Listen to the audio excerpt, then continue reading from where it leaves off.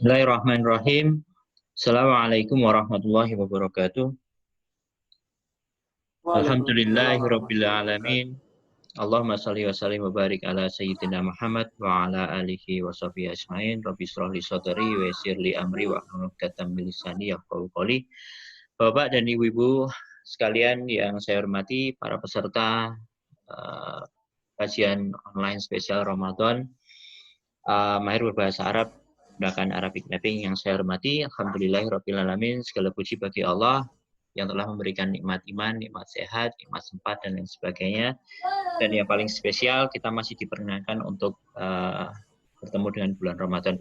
Alhamdulillah pada hari ini kita akan masuk di dalam kelas hari kedua yang insya Allah akan dibersamai oleh Ustadz Abdurrahim Al-Hiwari. Ada beberapa hal yang akan saya sampaikan hari ini. Bapak dan Ibu sekalian yang saya hormati, ada beberapa aturan yang kita akan gunakan sebagai alat untuk mempermudah kelas kita hari ini. Saya siapkan share screen-nya.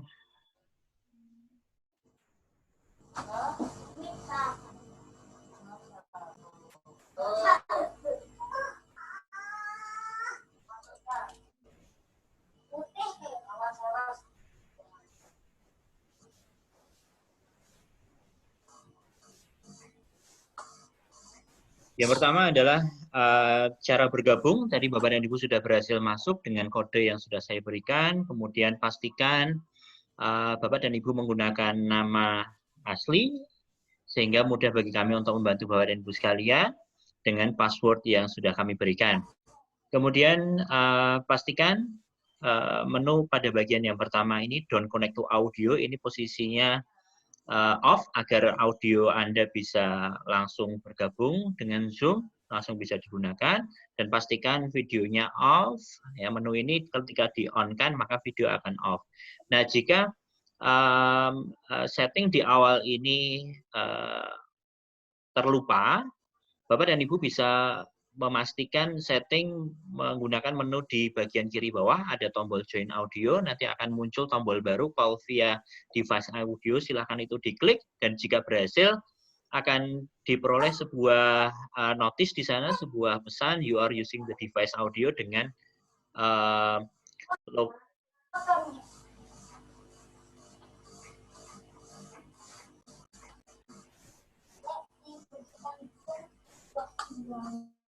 Yang nanti akan masuk ke dalam di dalam aplikasi Zoom akan berubah menjadi logo mic yang tercoret karena pada posisi yang di-mute oleh moderator.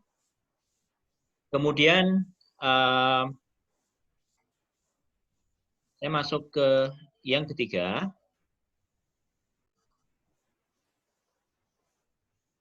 Ketentuan kelas Arabic Mapping bersama Ustadz Abdurrahim Al-Hiwari. Yang pertama, kelas Ramadan diselenggarakan setiap hari Senin hingga Jumat pukul 6 hingga pukul 7 waktu Indonesia Barat. Silakan menyesuaikan bagi Bapak dan Ibu yang berasal dari wilayah-wilayah waktu Indonesia Tengah dan waktu Indonesia Timur. Dan kajian ini diselenggarakan melalui aplikasi Zoom Meeting dengan tautan atau kode yang diinformasikan melalui grup. Kemudian yang kedua, hari Sabtu dan Ahad digunakan untuk ujian dengan ketentuan teknis yang nanti akan disampaikan secara terpisah. Kemudian yang ketiga, pemateri akan share screen materi yang diperlukan selama penyelenggaraan kelas. Jadi nanti silahkan disimak baik-baik, siapkan catatan.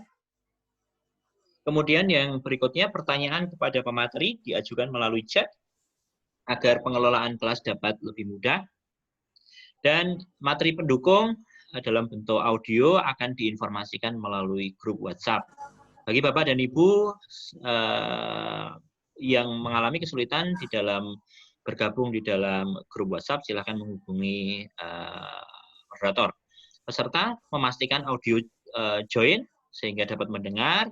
Nanti akan dapat dilihat apakah di sana sudah ada logo mikrofon atau belum. Peserta tidak perlu menampilkan video karena tidak ada kebutuhan untuk itu.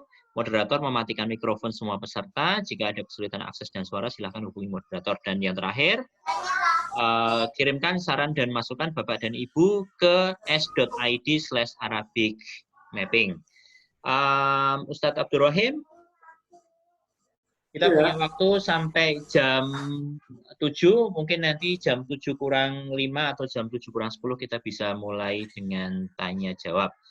Screen share saya stop, silakan waktu saya berikan kepada Ustadz Abdul Rahim. Ya.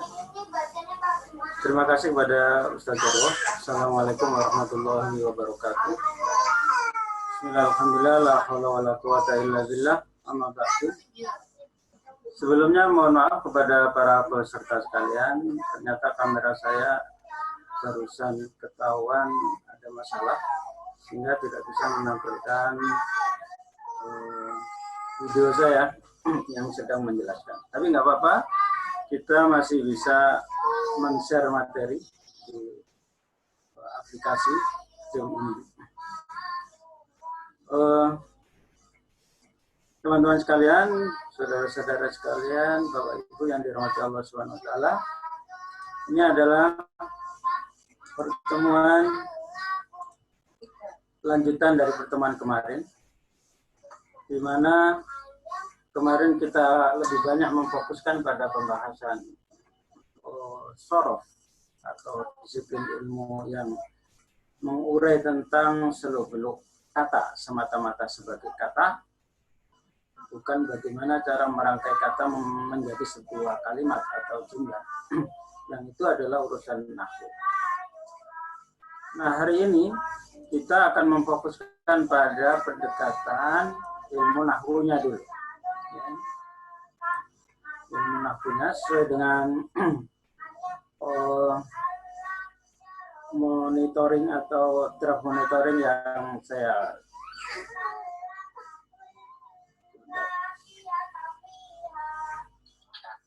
gimana? Oh ya.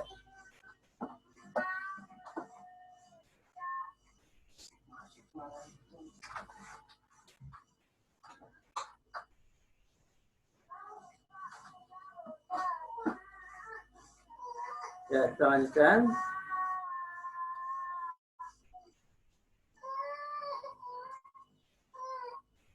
Kita akan fokus pada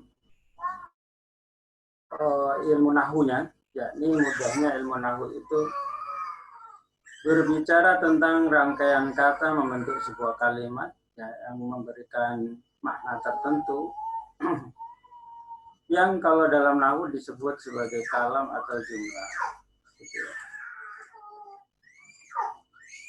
Nah, kemarin tentang konsep ini sudah saya jelaskan, tapi sedikit saya ulang, bahwa dalam bahasa Arab itu jabatan kata menentukan perubahan bunyi akhir. Ustaz Darwo, kelihatannya saya masih host ini, kok minta mic. Saya ulang.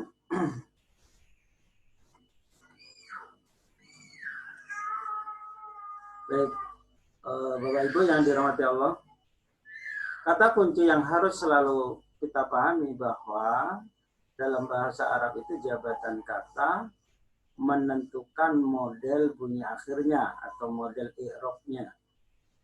Di mana i'rab atau perubahan bunyi akhir itu ada 4 macam, yaitu rofa, nasab, jar, dan jazm.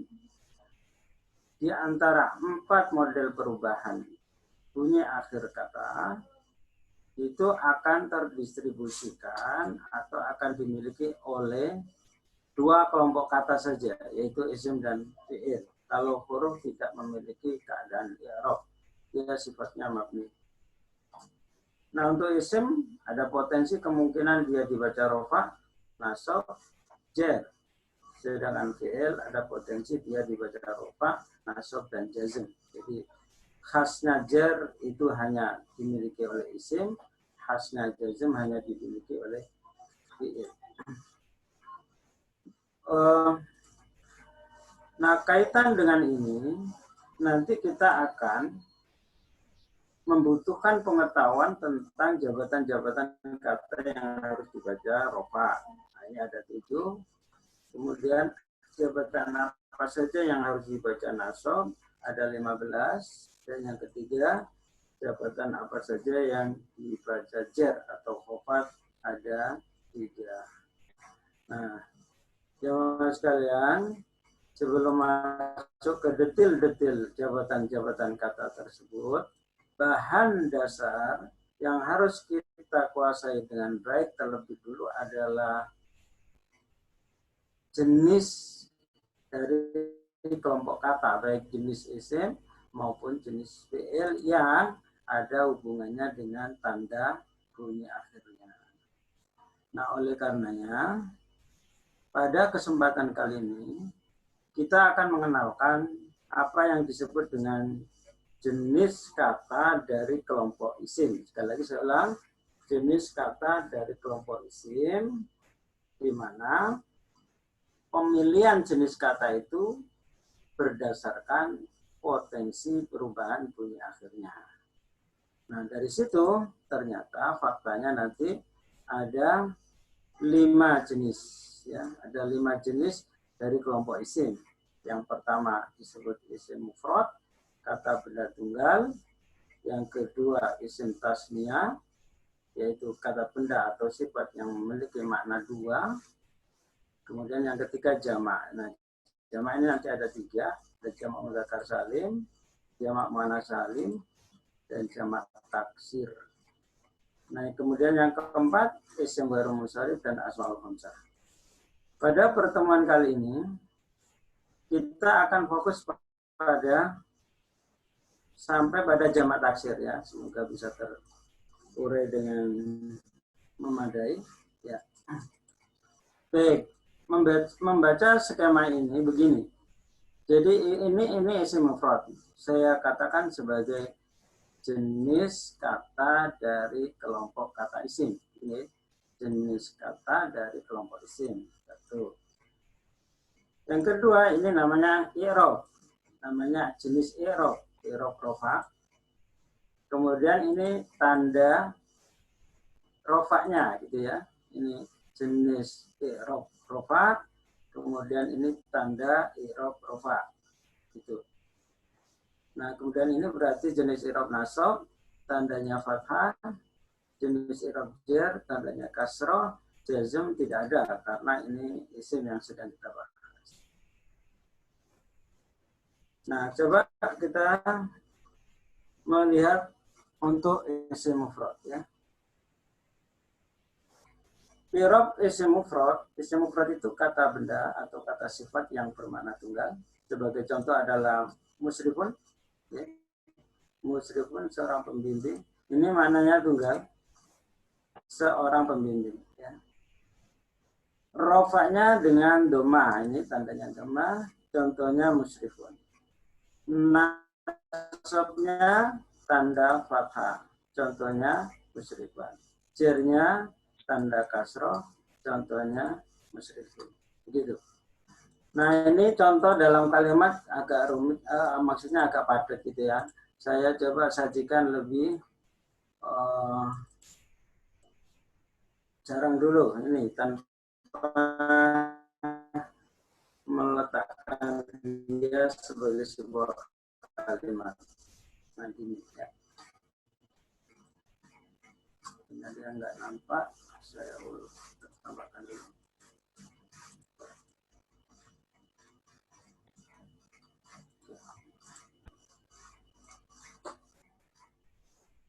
Jadi ini skema yang saya tampilkan yang ini adalah contoh untuk isim mufrad tanpa dia berada pada satu rangkaian kalimat, hanya sebagai kata. Fungsinya adalah agar kita mengenal jenis kata dari kelompok isim dan potensi kemungkinan perubahan bunyi akhirnya, gitu ya. Maka membacanya begini.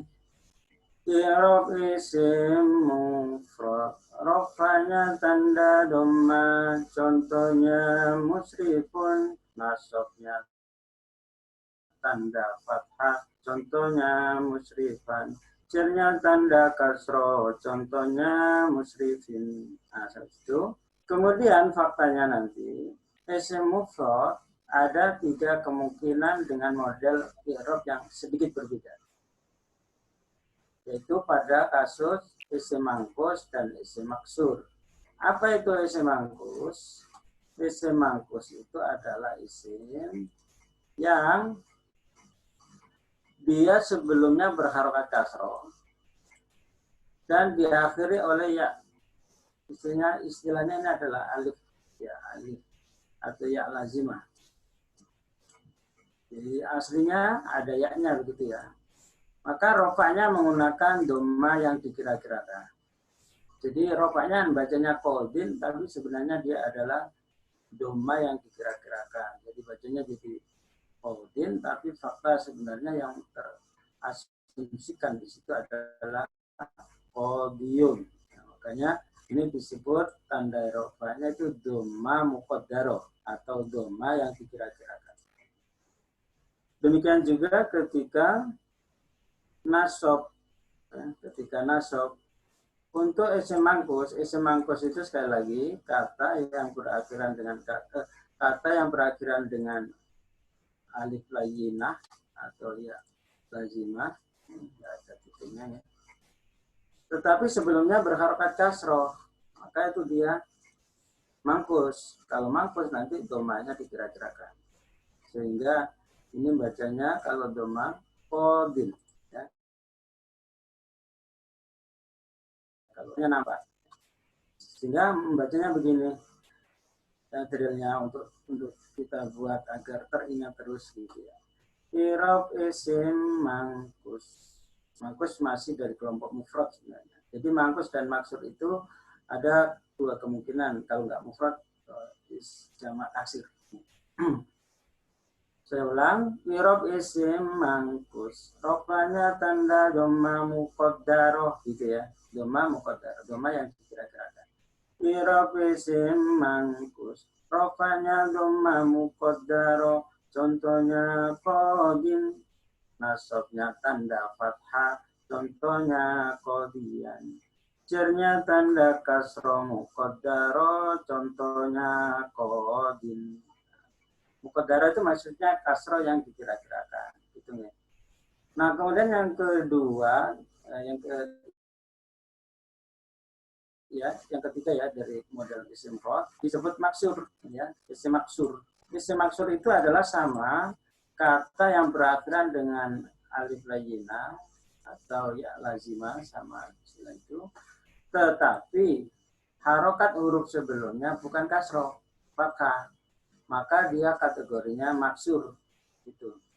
Jadi perbedaan antara mangkus dan maksur itu pada harokat sebelum ya-nya. Sebelum ya. Kalau yang mangkus itu sebelumnya kasroh, kalau yang maksur sebelumnya fathah. Bedanya di mana? Beda perlakuan perubahan bunyi akhirnya. Untuk maksur semuanya dikira-kirakan. Baik ketika rofa, nasab, dan jar dikira-kirakan. Kalau maksur kan, kalau yang mangkus, ini domanya dikira-kirakan, rofanya doma dikira-kirakan, nasabnya fathah nampak ya, atau fathah zohiro atau fathah yang lafzon yang nyata. Kalau kasronya kira-kira. Nah, kalau maksur semuanya dikira-kirakan. Maka bacanya untuk mengingat-ingatnya, i'rab isim maksur, rofanya tanda fathah muqaddaroh. Contohnya al-fatah, nasabnya tanda fathah muqaddaroh. Contohnya al-fatah. Cernya tanda kasroh muqaddaroh. Contohnya al-fatah. Nah, ini semuanya ketiga-tiganya ini masuk kategori isim mufrad, kata benda atau kata sifat yang maknanya tunggal. Itu ya. Kemudian yang kedua adalah isim tasniyah. Ini. Isim tasniyah adalah isim yang maknanya secara jumlah 2. Maknanya 2. Sebagai contoh adalah musrifani. Ini adalah isim tasniyah musrifani, dua pembimbing laki-laki. Ya, dari bentuk mufrad atau tunggal musrifun. Ini mufradnya musrifun, kalau tasniyahnya menjadi musrifani. Maknanya jadi dua pembimbing. Musrifani ini ketika dalam kondisi rofa, ya ini. Jadi isim tasniyah rofanya tanda alif, contohnya musrifani. Nasabnya tanda ya, contohnya musrifaini.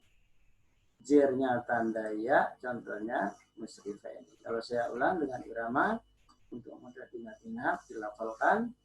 I'rab isim tasniyah, rofanya tanda alif, contohnya musrifani.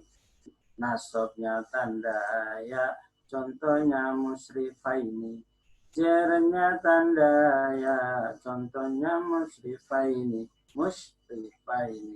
Maknanya sama, dua pembimbing. Musrifani dua pembimbing, musrifaini juga dua pembimbing, musrifaini dua pembimbing. Ya, ketika rofa alif, ketika nasab ya, dan ketika jar menggunakan ya. Nah, itu ya untuk kelompok atau jenis dari isim, yaitu isim tasniyah. Berikutnya yang ketiga adalah jamak. Ya. Jamak ini ada 3. Yang pertama disebut dengan jamak mudzakkar salim. Ya, jamak mudzakkar salim. Maknanya jamak untuk menunjukkan laki-laki yang beraturan. Beraturan dari apanya? Pola jamaknya itu beraturan. Pola jamaknya itu beraturan. Pembentukan dari kata mufrad menjadi jamak mudzakkar salim itu teratur sesuai dengan rumusan yang sudah kaku atau rumusan yang sudah dirumuskan ya oleh ulama nahwu berdasarkan fakta yang ada di dalam bahasa Arab. Sehingga jamak mudzakkar salim ini hanya bisa digunakan untuk menunjukkan laki-laki atau sifat orang laki-laki atau profesi orang laki-laki. Dia tidak bisa digunakan untuk menjamakkan kata selain kata-kata yang menunjukkan makna laki-laki. Itu. Maka jamak mudzakkar salim ini kalau rofa tandanya wawu, ya saya ulang, jamak mudzakkar salim rofanya tanda wawu, contohnya musrifuna. Nasabnya tanda ya, contohnya musrifina. Jirnya tanda ya, contohnya musrifina.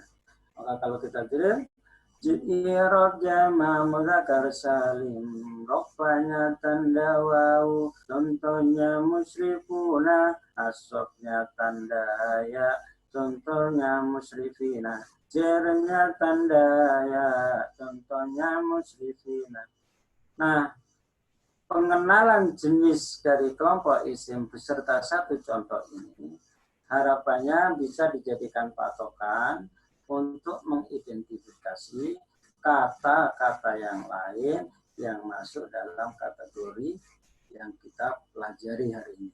Ya, oh ini isim mufrad, musrifun isim mufrad, musrifani isim tasniyah, musrifuna jamak mudzakkar salim. Kemudian yang kedua dari model jamak disebut jamak muannas salim. Jam'ul muannatsis salim, yaitu jamak yang digunakan untuk menunjukkan makna banyak 3 ke atas dengan pola yang beraturan. Salim itu maknanya beraturan.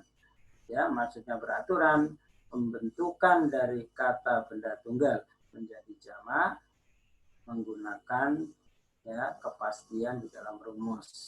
Itu teratur modelnya. Sebagai contoh, jamak muannats salim adalah kata musrifatun, dhammah. Ya, rofanya tanda dhammah, contohnya musrifatun. Artinya para pembimbing perempuan. Nasabnya tanda kasroh, contohnya musrifatin. Jirnya tanda kasroh, contohnya musrifatin. Nah, sehingga untuk mengatur konsep ini seperti yang di atas tadi, yakni i'rab jamak muannats salim, rofanya tanda dhamma, contohnya musrifatun, nasabnya tanda kasro, contohnya musrifatin, cernya tanda kasro, contohnya musrifatin. Itu jamak muannats salim. Ya. Dari sini harapannya para peserta sekalian bisa mengangan-angan gitu ya, merenungkan perbedaan dan perubahan antara isim mufrad menjadi isim tasniyah menjadi isim jamak mudzakkar salim, dan jamak mudzakkar salim kemudian jamak muannats salim. Makanya saya buat contohnya dari model satu kata biar tahu ya perubahan. Nah, tentunya ini harapannya menjadi patokan ya untuk mengklaim atau mengidentifikasi kata-kata yang lain dengan model jenis di antara yang sudah kita pelajari tadi. Mulai dari isim mufrad, mangkus dan maksur, isim tasniyah dan jamak mudzakkar salim, dan kemudian jamak muannats. Nah, yang terakhir adalah jamak taksir.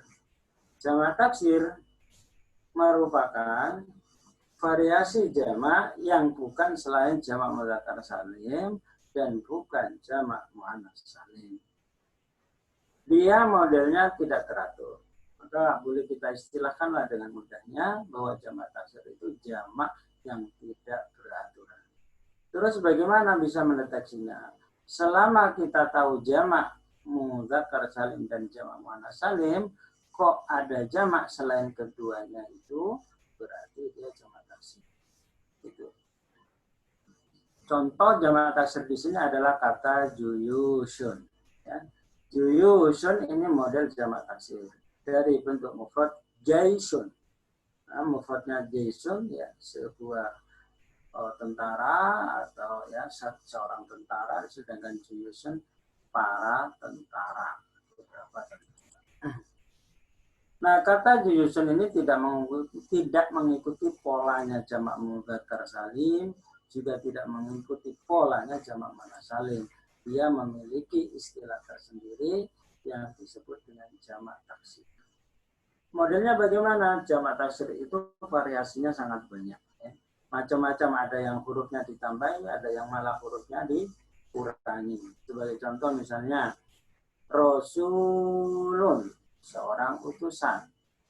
Jamaknya rusulun, beberapa utusan. Namanya jamak taksir. Justru wawunya dihilangkan, harokatnya diganti. Jadi rasulun menjadi rusulun.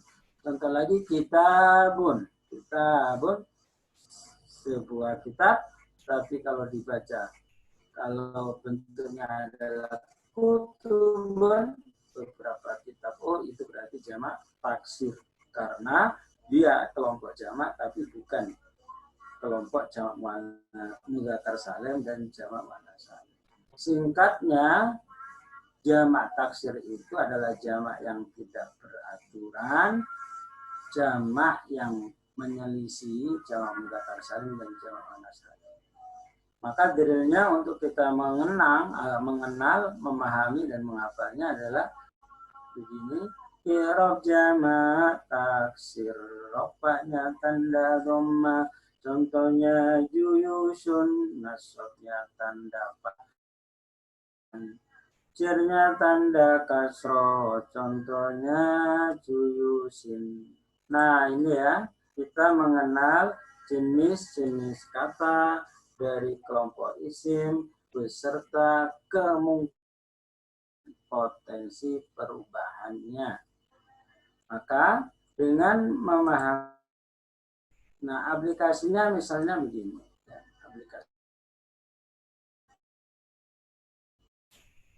Pada contoh kataba al-musyrifu risalatan alal maktabi, kataba telah menulis al-musyrifu seorang penulis. Kata musyrifu, dia ini nanti kedudukannya adalah subjek atau fa'il. Dalam ketentuan berikutnya, setelah nanti kita lanjutkan kajiannya, akan tahu setiap kata yang jabatannya sebagai fa'il atau subjek, hukum i'rabnya harus rofa. Karena dia harus rofa, tandanya dhamma. Kenapa tandanya dhamma? Karena musyrif isim mufrad. Seperti yang tadi sudah kita sampaikan. I'rab isim mufrad, rofa'nya tanda dhamma. Contoh yang kedua, risalatan. Risalatan ini kemudian di dalam sebuah jumlah ini kedudukannya sebagai objek atau maf'ul bih. Dalam ketentuan kaidah selanjutnya nanti, ya, dalam materi lanjutan, kita akan dikenalkan konsep bahwa setiap kata yang jabatannya sebagai maf'ul bih, i'rabnya harus dibaca nasab. Hukum i'rabnya harus dibaca nasab. Karena risalatan harus dibaca nasab, sebab jabatannya sebagai maf'ul bih, maka tandanya fathah. Dari mana fathah? Karena konsepnya sudah kita ketahui tadi, bahwa isim mufrad rofa'nya tanda dhamma, nasabnya tanda fathah. Ya, i'rab isim mufrad rofa'nya tanda dhamma. Contohnya risalatun, misalnya itu. Nasabnya tanda fathah. Contohnya risalatan. Jernya tanda kasro. Contohnya risalatin, harus begitu. Nah, kemudian al-maktabi. Al-maktabi ini i'rabnya hukumnya harus dibaca jer. Karena ada peran huruf jer namanya, maka dia dijerkan oleh huruf jer namanya majrur. Karena dia jer harus dibaca i'rab jer, tandanya kasroh, sebab al-maktab itu isim mufrad.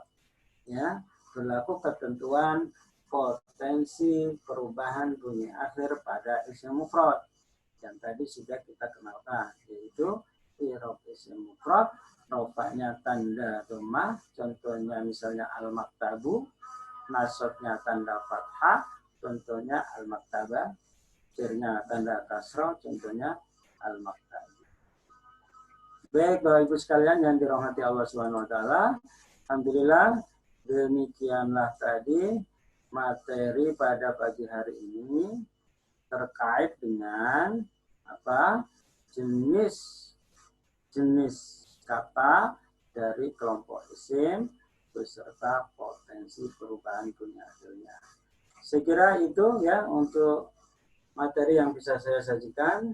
Selanjutnya saya kembalikan kepada Ustadz Jarwo untuk memandu tanya jawab. Baik, terima kasih Ustadz. Alhamdulillahirrahmanirrahim, Bapak dan Ibu sekalian, sudah disampaikan materi hari ini. Ustadz Abdurrahim, bolehkah dinyalakan share screen halaman tadi? Yeah. Bapak dan Ibu sekalian, pertanyaan dapat disampaikan melalui chat sehingga nanti dapat direspon oleh Ustadz Abdurrahim mengenai materi hari ini. Sambil menanti pertanyaan yang masuk, Bapak dan Ibu silahkan mengirimkan saran dan masukan untuk perbaikan pengelolaan kelas Arabic Mapping di bulan Ramadan ini. Silahkan kirim ke s.id/Arabic Mapping. Silahkan buka halaman Google Form yang ada di tautan itu. Kemudian silahkan diisi kritik dan saran, masukan, dan barangkali kebutuhan Bapak dan Ibu sekalian terkait dengan pembelajaran bahasa Arab ini. Semoga betul-betul di bulan Ramadan ini dengan meningkatnya pemahaman bahasa Arab kita dalam kita membaca Al-Quran bisa lebih paham, lebih bisa kemudian mengikuti alur yang ada dalam Quran, dan pelan-pelan nanti kita bisa memahami Al-Quran tanpa menggunakan terjemah lagi. Ustadz Abdurrahim, ada satu pertanyaan dari Pak Widadi. Ustadz, bagaimana memudahkan Bapak yang sudah sepuh untuk menandai isim-isim tadi ya? Terima kasih. Silakan Ustadz. Baik, menandai, mengetahui atau menandai? Oke. Yang pertama, untuk mengetahui sebuah kata dia itu masuk kategori kelompok isim atau masuk kategori kelompok fi'il atau huruf, ya, langkah yang mesti terlewati itu adalah kita mengenal tasrif, ya, dengan pola-polanya ini, pola yaf'ulu fa'lan dan seterusnya. Ini kan ada pengkategorian fi'il dan isim. Jadi misalnya ini yang fi'il itu yang kasih warna merah ini, fa'ala yaf'ulu, uful ataful. Nah, ini fi'il. Yang isim ya ini. Jadi selain fi'il ya isim di dalam tasrif ini. Itu langkah praktisnya. Tinggal kemudian dilancarkan, dihafal betul sampai di luar kepala ya. Tentunya sesuai dengan kapasitas, kemampuan, kecepatan masing-masing orang. Ya, berkemungkinan berbeda. Itu yang pertama. Yang kedua, kalau yang dimaksud ya menandai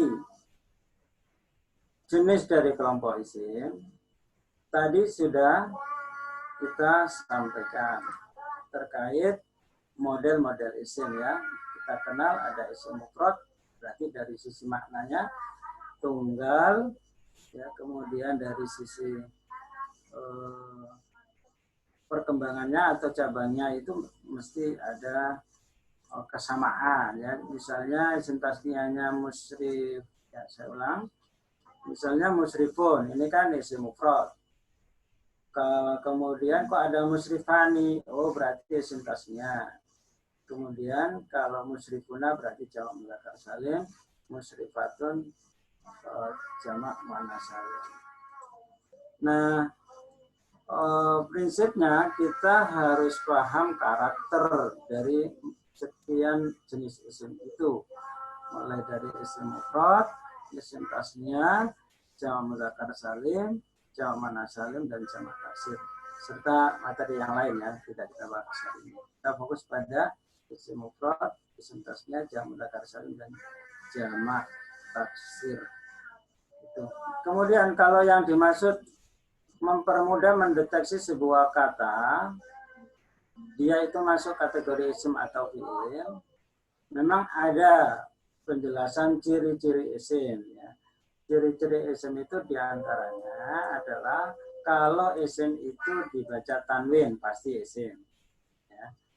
Atau isim itu ada tambahan al, ini juga pasti isim. Tidak ada fi'il itu ada tambahannya al.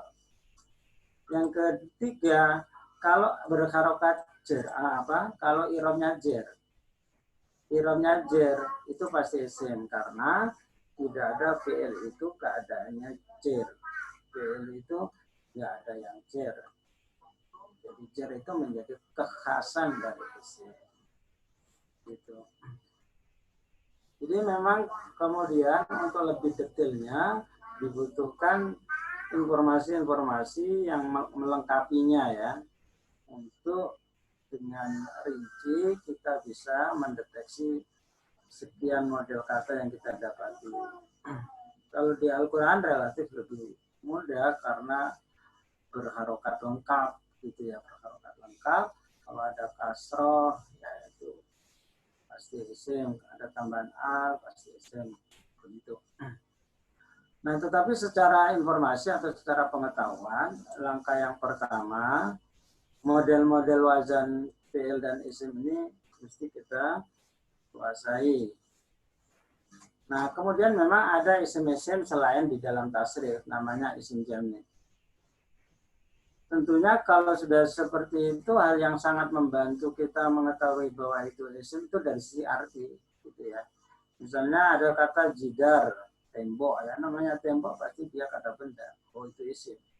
Atau ada kata babun, pintu, maknanya pintu, tidak mungkin dia kata kerja. Tetapi kalau yang dimaksud adalah menandai kata yang ditemukan sebagai isim mufrad, kita bisa menggunakan simbol ini. Kalau saya di sini memberi simbol isim mufrad dengan simbol imu, oh ini isim mufrad, kasih tanda imu ya. Untuk awal-awal kan belajar kasih tanda isim mufrad. Jamak isim tasniyah kita kasih di bawahnya, di atasnya ita isim tasniyah. Nah itu. Kemudian jamak mudzakkar salim kita kasih tanda jamud ya, untuk memudahkan, misalnya begitu. Itu teknis ya, teknis memberikan tanda jenis kata dari kelompok isim yang kita pelajari hari ini. Saya kira demikian pertanyaan yang pertama yang bisa saya tanggapi. Kalau mau flashback lagi, kami persilakan. Terima kasih Ustadz. Pertanyaan yang kedua dari Teh Hayati. Bagaimana cara mengetahui pola kata yang tersusun bahwa kata itu termasuk fiil, fa'il, atau nasab atau saya? Baik, itu intinya adalah bagaimana kita mendeteksi jabatan kata. Bagaimana kita mendeteksi jabatan kata dalam rangkaiannya dalam suatu kalimat. Maka itu diperlukan materi lanjutan. Nanti kita akan mengenal jabatan-jabatan kata dan hukum-hukum jabatan kata. Hari ini memang belum ke sana materinya. Hari ini hanya lebih fokus pada membekali kita untuk bisa mendeteksi jenis kelompok kata dari kelompok isim serta kemungkinan perubahan bunyi akhirnya. Itu dulu. Berkenaan dengan mendeteksi jabatan kata, itu nanti tahapannya harus melewati mulai dari marfu'atul asma dengan 7 macam jabatan kata, kemudian mansubatul asma jabatan kata yang dibaca nasab ada 15 macam, kemudian ada jabatan yang harus dibaca jar ada 3 macam, dan seterusnya. Nah, itu semuanya memang kemudian dibutuhkan informasi yang lengkap atas semua model-model jabatan kata itu. Kalau misalnya baru hanya tahu fa'il dan naibul fa'il gitu saja, itu sudah belum lengkap, jadi tidak bisa memotret jabatan kata di dalam sebuah kalimat ya, apalagi kalimat-kalimat yang rumit atau panjang itu ya, dibutuhkan kelengkapan pengetahuan tentang kaidah-kaidah semua itu. Nah, di Arabic Mapping 1 ini semuanya dipotret, semuanya nanti akan dibahas, tetapi sentuhannya masih dasar, namun targetnya adalah menguatkan sistematika konsepnya. Harapannya setelah ini terkuasai dengan baik, kajian lanjutannya lebih ringan untuk lebih diperluas dan lebih diperdalam. Begitu, jadi itu ya sifatnya pertanyaan itu harus melengkapi pengetahuan tentang kaidah-kaidah semua jabatan kata. Tetapi meskipun demikian, untuk awal-awal agar kita bisa terbayangkan kebutuhan, paling tidak nanti pertemuan besok lah kita mulai kenalkan jabatan minimal 3 jabatan. Yang pertama fa'il atau subjek, yang kedua maf'ul bih atau objek, yang ketiga jar majrur. 3 jabatan kata itu paling tidak untuk mewakili operasional dari pengetahuan kita atas jenis kata dari kelompok isim dan kemungkinan perubahan bunyi akhirnya ketika rofa nasab. Begitu ya, berarti sabar dulu sampai pada pengetahuan yang melengkapi kebutuhan yang cukup untuk bisa mendeteksi jabatan kata dalam semua model kalimat. Saya kira demikian. Baik Ustadz, pertanyaan berikutnya minta tolong dijelaskan lebih tentang isim maksur Ustadz dan mankus. Oke. Baik. Isim mangkus dan maksur ya. Isim mangkus dan maksur ini adalah keadaan kata yang dia sebenarnya masuk di kelompok isim mufrad atau kelompok jamak taksir. Ya, ada 2 kemungkinan ya. Kalau bukan isim mufrad, isim jamak taksir, gitu ya. Nah, ciri fisiknya itu berakhiran dengan alif layina atau ya lazimah. Seperti ini. Jadi nanti penampakannya kodin, tapi aslinya dia adalah kodion, ya, kodion. Karena ini dia kata yang terbentuk dari kata kerja. Ini termasuk mustaq istilahnya. Dia terbentuk dari kata kerja kodo yang berakhiran dengan huruf ilat. Huruf ilatnya adalah ya. Dalam posisi dia berharokat kasroh. Kasrohnya ini karena bentuk kata ya. Namanya kalau dalam tasrif disebut isim fa'il. wazannya fa'ilun, fa'ilun, ainnya kan berkasroh. Maka din ini harus kasroh. Tetapi ya-nya ini tidak bisa ditampilkan qadiyun karena sebenarnya alasannya fakta di orang Arab nggak ada qadiyun. Nah, sehingga agar teorinya itu tidak rusak, maka kemudian diberikan narasi bahwa isim mangkus itu ketika rofa domanya dikira-kirakan. Jadi penampakannya nggak ada doma. Ya, kalau rofa ya kodim. Tetapi dia memiliki asal kata dari tiga huruf, yaitu ya, itu dari kodoya. Ya. Maka dia domanya dikira-kirakan.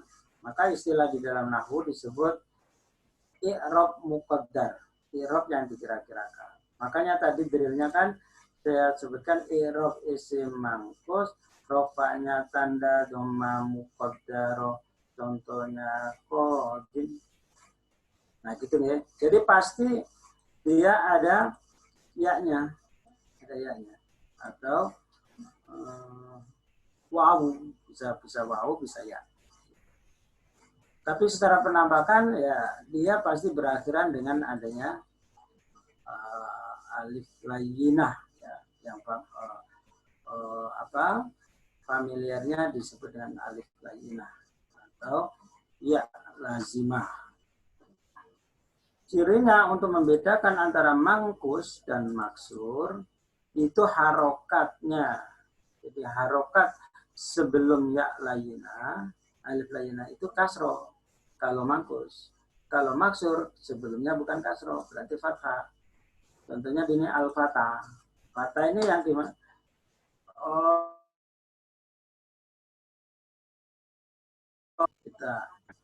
Maka dia bukan mangkus, berarti maksur. Itu maksur. Beda keadaan i'rabnya hanya di keadaan nasab. Ya, keadaan nasab. Kalau yang mangkus, nasabnya fathah, nampak. Ya, fathah nampak. Kalau yang maksur, fathahnya dikira-kirakan. Jadi yang maksur ini, dengan ciri sebelumnya bukan kasroh, atau sebelumnya berharokat fathah, maka dia maksur, rofa, nasab, dan jer dikira-kirakan. Rofanya doma dikira-kirakan, nasabnya fathah dikira-kirakan, jernya fathah dikira-kirakan. Namanya dikira-kirakan kalau dipaksa untuk nampak berarti begini, al-fatayu, al-fataya, al-fatayi. Tapi fakta itu tidak terjadi ya di lisan Arab. Dia tetap bacanya kalau rofa ya fatah, nasab ya al-fatah, jernya juga al-fatah. Maka diberilah sebuah peristilahan diperkirakan. Nah itu untuk pertanyaan terkait mangkus dan maksur. Jadi bedanya di situ antara mangkus dan maksur. Ya contoh yang lain selain ini misalnya romin. Romin itu dari romaya ya. Romin dia berarti mangkus. Orang yang melempar. Romin. Nah dia rofa, romin. Domanya dikira-kirakan kalau dimunculkan berarti romiun. Kalau dimunculkan sesuai dengan teori doma berarti romiun. Cuma pada dataran fakbanya dia itu domanya dikira-kirakan, maka kata romiun muncul bacanya adalah romin, seperti rodia ya, rodin juga begitu, rodin. Tapi kalau nasab nampak fathahnya romian, kodia. Kalau jer dikira-kirakan lagi. Makanya ini saya kasih simbol silang ya, ini silang. Berarti dia tidak muncul, tidak nampak pada fakta pelafatannya. Begitu untuk pertanyaan yang ketiga tadi. Baik, terima kasih Ustadz Abdurrahim. Bapak dan Ibu sekalian yang saya hormati, saya masih punya 2 pertanyaan terakhir sebelum saya ke pertanyaan. Silakan nanti Bapak dan Ibu sebelum meninggalkan forum mengisi saran dan masukan. Silakan dikirimkan ke s.id/arabicmapping. Masukan Bapak dan Ibu akan sangat bermanfaat bagi penyelenggara. Saya ke 2 pertanyaan terakhir Ustadz. Yang pertama adalah nyanyian-nyanyian tadi untuk menghafal, apakah di-share rekamannya, itu yang pertama. Kemudian sekaligus yang kedua, Assalamualaikum Ustadz, pada isi mudzakkar salim, pada subbab nasob, lafaz kenapa menjadi al-musrifina? Bukannya nasob itu artinya di fathah. Mohon penjelasannya yang rinci. Terima kasih. Baik. Yang pertama terkait irama lagu tadi akan saya share ya audionya di grup untuk memudahkan menghafal konsep itu. Ya. Yang kedua terkait dengan jamak mudzakkar salim. Ya, jamak mudzakkar salim itu rofaknya dengan wawu, nasabnya dengan ya, jernya dengan ya. Sehingga kalau rofa ya musrifuna, kalau nasab musrifina, jer musrifina. Nah, kita jangan punya asumsi mutlak kalau rofa mesti doma, kalau nasab mesti fathah, kalau jer mesti kasro. Tidak. Rofa doma, nasab fathah, jer kasro itu adalah tanda asal, gitu ya, tanda pokok. Selain tanda pokok, ada tanda pengganti tanda pokok. Ya. Contohnya tanda pengganti yang pokok adalah terjadi pada jamak mudzakkar salim, juga terjadi pada isim tasniyah. Jamak mudzakkar salim ini rofanya bukan doma, tapi wawu. Contohnya adalah kata musrifuna. Ini ya, musrifuna. Penanda rofanya pada huruf wawu ini, bukan pada nunnya. Nun ini tambahan saja untuk munasabah saja, penyesuaian. Itu. Kenapa wawunya yang menjadi tanda? Karena ketika nasab pun wawunya hilang diganti dengan ya. Gitu. Maka jamak mudzakkar salim kalau nasab tandanya ya, bukan fathahnya, bukan yang di na, bukan pada na fathah nun, bukan pada fathah di huruf nun, bukan yang ditinjau sebagai tanda nasabnya di jamak mudzakkar salim ini ya-nya, bukan di na-nya. Nanyanya hanya suara pengganti tanda. Demikian juga ketika jer jamak mudzakkar salim pun penandanya atau alamatnya menggunakan ya. Jadi untuk menjawab pertanyaan yang terakhir, yang kedua dari pertanyaan yang terakhir tadi, satu, jangan memutlakkan pengertian rofa mesti doma, nasab mesti fathah, dan jer mesti kasroh. Jadi rofa doma, nasab fathah, jer kasroh itu hanya tanda pokok atau tanda asal. Nah, selain tanda asal ada tanda pengganti tanda asal. Kapan itu tanda pengganti asal itu terjadi? Ya tergantung jenis katanya, gitu ya. Kalau di isim mufrad memang tanda rofanya tanda asal doma, nasabnya juga tanda asal fathah, jernya tanda asal juga kasroh.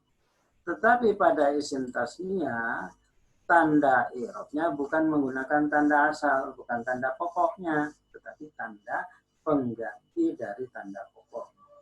Maka isim tasniyah itu kan rofanya bukan domanya, bukan doma, tetapi isim tasniyah itu rofanya tandanya alif. Ini musrifani, bukan di kasroh padahal bukan, ninya itu ini munasabah saja untuk menyesuaikan bunyi. Dan tambahan, dan nanti berkemungkinan ada keadaan yang harus malah ninya dibuang, nunnya nggak ada, masih jawab, masih isim tasniyah. Sedangkan nasabnya isim tasniyah menggunakan ya, sama dengan jamak mudzakkar salim, ya, tetapi bedanya di harokat ya. Ini ya, ini isim tasniyah musrifaini, dua pembimbing yang ini. Kalau yang ini jamak mudzakkar salim musrifina ya. Kalau isim tasniyah musrifaini ketika nasab, kalau jamak mudzakkar salim musrifina, beda harokat di fa-nya. Itu sama di na-nya. Gitu. Sehingga kalau mau dimudahkan isim tasniyah itu polanya titik-titik ani, aini, aini. Bisa kemudian langsung kita ambil contohnya untuk mengingat-ingat, isim tasniyah itu adalah musrifani, musrifaini, musrifaini. Jadi misalnya kita ingat-ingat jenis kata itu dengan satu contoh. Isim mufrad, musrifun, musrifan, musrifin. Isim tasniyah, musrifani, musrifaini, musrifaini. Jamak mudzakkar salim, musrifuna, musrifina, musrifin. Itu di antara uslub atau teknis untuk memudahkan kita mengingat-ingat jenis kata dan potensi kemungkinan perubahan bunyi akhir. Begitu Ustaz Jarwo untuk pertanyaan yang kedua dari penanya terakhir tadi. Ya, nggak tahu terakhir atau masih ada lagi, Monggo. Ya, Ustaz. Sudah banyak pertanyaan yang alhamdulillah terjawab pada pagi hari ini. Bagi Bapak dan Ibu yang bertanya dan belum terjawab, silahkan disampaikan melalui grup WhatsApp sehingga nanti dapat direspon lebih lanjut sebelum materi besok pagi. Silahkan nanti diposting ulang pertanyaan yang belum terjawab ke sana. Ustaz Abdul Rahim, sebelum kita akhiri kelas kita, mohon kiranya bisa disampaikan mengenai rencana ujian pada hari Sabtu dan Minggu. Terima kasih. Ya. Baik, terima kasih Ustaz Jarwo untuk memberikan waktu saya menjelaskan tentang ujian mingguan yang akan kita agendakan. Ini tujuannya apa ujian mingguan? Untuk memastikan penyerapan konsep yang sudah dipelajari selama 5 hari dari Senin sampai Jumat. Yang kedua, menjaga stamina semangat. Ya. Menjaga stamina semangat agar benar-benar diseriusi dalam proses belajar ini. Karena awal-awal pembentukan konsep pemahaman tentang nahwu shorof itu tidak harus berjibaku gitu ya, mulai dari mengenal konsep, menghafalkan konsep gitu. Sehingga kemudian saya berpikir memberikan fasilitas untuk talakian gitu ya, istilahnya kan kita belajar Islam harus talakian, harus tahu per kepala ya kemampuannya dari penyerapan materi yang sudah kita pelajari. Jadi karena ini kan menginstal konsep-konsep itu dari awal, ditambahi informasi demi informasi. Kalau nanti ada informasi yang terputus, itu akan menjadi penghalang atau menjadi penghambat dalam memahami konsep-konsep lanjutannya. Sehingga kemudian saya berpikir di hari Sabtu dan Minggu itu dioptimalkan untuk bisa menguji dan ujian itu. Nah, teknisnya nanti kita buat polling, masing-masing lebih nyaman kalau milih hari Sabtu siapa saja, yang milih hari Minggu siapa saja. Kemudian yang hari Sabtu dan Minggu pun terbagi. Yang pilihan pagi siapa, pilihan siang siapa, pilihan sore siapa, dan pilihan malam ada 2. Ada 4 ya. Pagi, siang, sore, dan malam. Nanti pilih salah satu di antara hari dan salah satu di antara 4 pilihan waktu. Itu. Nanti saya akan menyesuaikan dan sifatnya ini one by one ya, sifatnya one by one untuk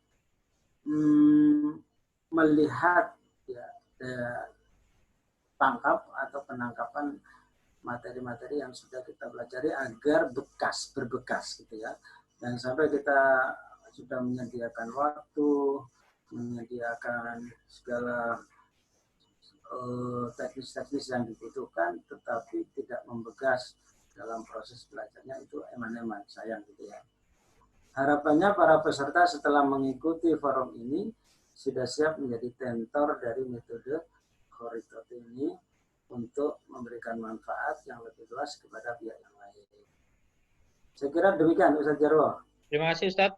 Mohon kiranya sebagai bagian terakhir bisa dipimpin doa Ustaz. Ya. Bismillahirrahmanirrahim. Allahumma sholli ala Muhammad wa ala ali Muhammad. Alhamdulillahirabbil alamin. Allahumma sallimna sallim islamana sallim imanana sallim auladana wa talamidana min afati dunya wal akhirah. Waj'alna wa iyyahum min ahli ilmi wal khair ولا تجعلنا وإياهم من أهل الشر والضيق. ربنا آتنا في الدنيا حسنة وفي الآخرة حسنة وقنا عذاب النار. سبحان ربك رب العزة عما يصفون وسلام على المرسلين والحمد لله رب العالمين. Dari saya terima kasih. Assalamualaikum warahmatullahi wabarakatuh. Waalaikumsalam warahmatullahi wabarakatuh. Jazakallah khair Ustaz Abdul Rahim atas kelas hari ini. Bapak dan Ibu sekalian, demikian kelas pagi hari ini. Sampai bertemu besok pagi.